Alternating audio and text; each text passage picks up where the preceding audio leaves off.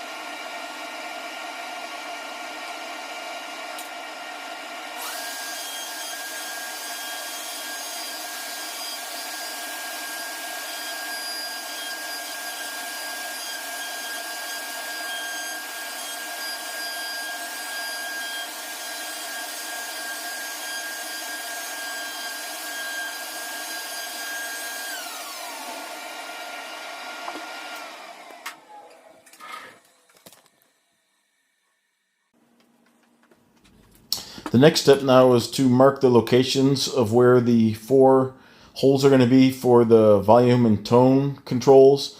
And then there's going to be two marks for where the bridge stud locations go, and then one mark for where the control switch goes.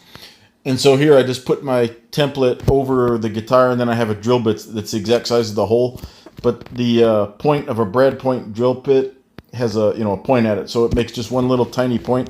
And all I'm going to do is drill pilot holes in each of these, because as soon as the next step is going to be to carve the top, and it's going to have a rounded carved top. And once it's carved, it's a lot harder to drill accurate holes when the surface isn't horizontal. So here I'll drill at least pilot holes through the surface of the maple, and then I'll carve the tops, and then I'll eventually go out and drill the holes out to the correct size when we're closer to being done.